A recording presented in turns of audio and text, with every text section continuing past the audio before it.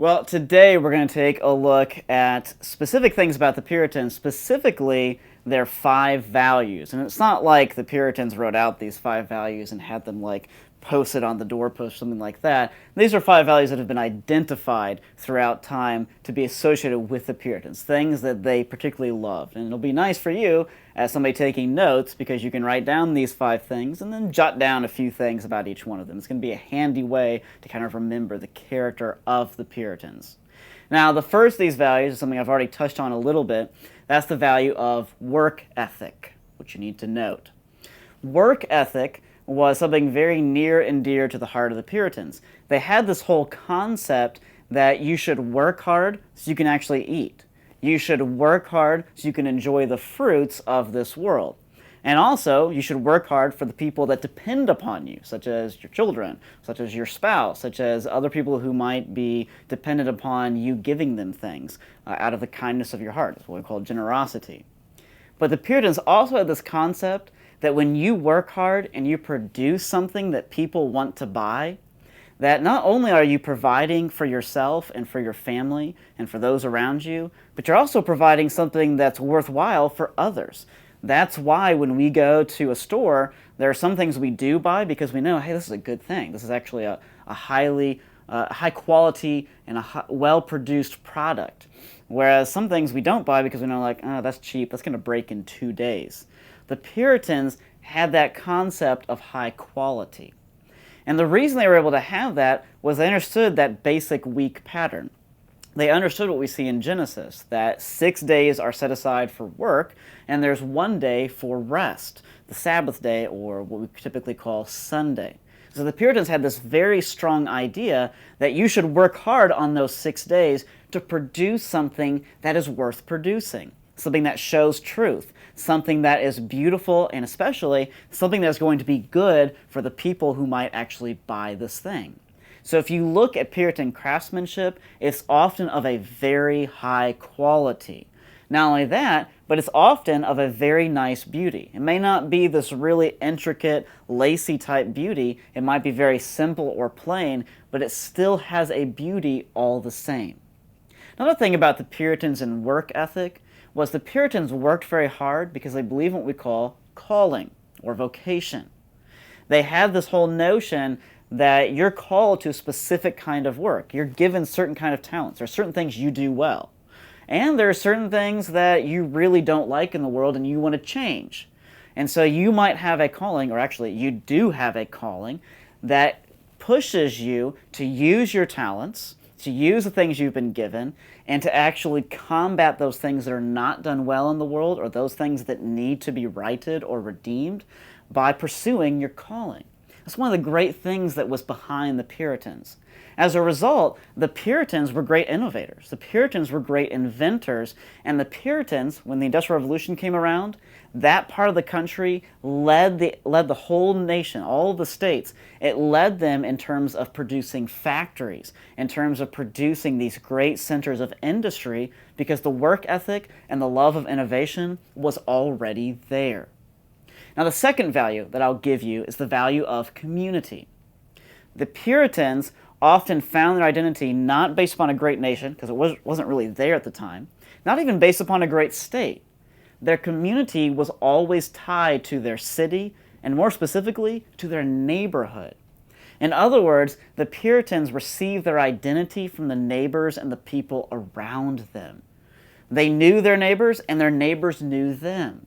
So provide this incredible accountability. See, when somebody knows you, they know if you're being genuine, if you're telling the truth, or if you're not.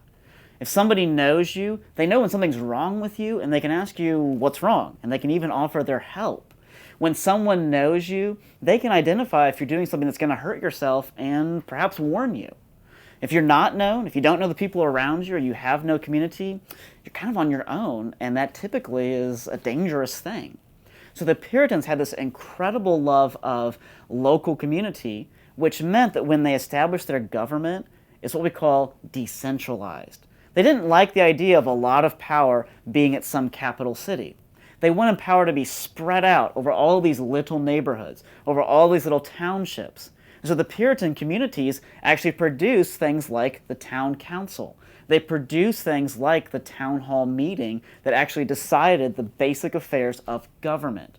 As a result, they would invest heavily in the local things like their infrastructure, things like bridges, things like churches, things like schools, things like libraries. Those were incredibly important to the Puritans because it showed them how much they loved their community. They didn't do those things because somebody else was paying to have it done. They actually put the money and put the work to produce those things themselves because they loved where they lived. Now, the third value I want you to note is the whole value of family. See, the Puritans understood very well that they had a specific duty to disciple their children. They were to be the chief teachers of their children. They were the ones in charge of their sons' or daughters' education, and it was up to them primarily to make certain that their son or daughter knew the things that they would need to be successful in this world. As a result, the Puritans invested huge amounts of time with their children. People like Cotton Mather, whose name appears again. We talked about him yesterday. We're going to talk about him again this week. But people like Cotton Mather, even though he had 15 children throughout his life, he made it deliberate purpose to spend time with each of them individually on a daily basis. Now, I'm sure he missed some days. I'm sure there were days where he lost his temper, kind of like you and I. But all the same, Cotton Mather understood that he had to invest time with his children. He had to know them, and they had to know him. But part of the way he did this was he brought them along to meetings. He brought them along when he worked in his study. He brought them along when he taught his students. As a result, they learned huge amounts just by watching their dad work and by working with him. That was one of the ways that the Puritans invested in family. Now, the fourth value that I want you to put down is the Puritan value of self-control or spiritual disciplines. See, the Puritans understood things like, if you want to be successful in this world, you have to know who made you. You have to know who actually redeems you. You have to know what the whole purpose of the world is and the fact that it was made by an infinite God who calls us to himself and calls us to worship him. So the Puritans understood that things like prayer were incredibly important because it was a way to talk with the person who made you and a way to talk with the God who is the center of our whole purpose and very being.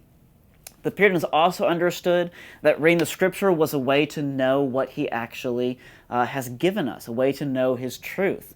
By doing things like going to worship was an incredible way to commune with him and a way to be known by God's people. But the Puritans were innovators. The Puritans were people who took the traditions of the past and really applied them. For example, the Puritans applied what we call self-examination. What that means is the Puritans, on a regular basis, they would ask themselves questions such as, how have I broken the 8th commandment today? How have I broken the 2nd commandment today?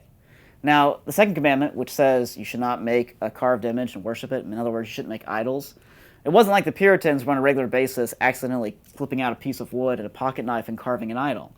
No, the question they were asking themselves is, okay, today, and the blessings that God has given me, how have I turned one of those blessings into an idol? Or today, even though I haven't killed anyone, which is also one of the commandments, thou shalt not murder, even though I haven't murdered anyone or taken anyone's life, how have I shown that kind of hatred towards someone? How have I thought evil towards somebody that I love, or somebody that's around me all the time? Or how have I said something or even struck someone in a way that showed hatred or showed murderous intent? So the Puritans were always asking themselves these questions, then confessing those and realizing that those sins had been solved by the work of Christ himself. As a result, the Puritans knew themselves very well. They were always examining their own motives. Okay, if I'm doing this incredible work, am I doing it just because I want to be praised? Or am I actually doing it because God has given me this task to do, and I love him, and I love my neighbor around me, and I want him to benefit from my work? The Puritans were incredibly self-aware because of this, and that made them a very stable people by knowing themselves. Now, the final attribute or the final value I want you to note is the Puritan value of education. The Puritans put a huge emphasis on learning, a huge emphasis upon school and education, kind of like your parents do sometimes. And the whole point was not, okay, we want little Johnny to be able to do all these things so that he can have this great job and go to this great school to get the great job. That was never the point.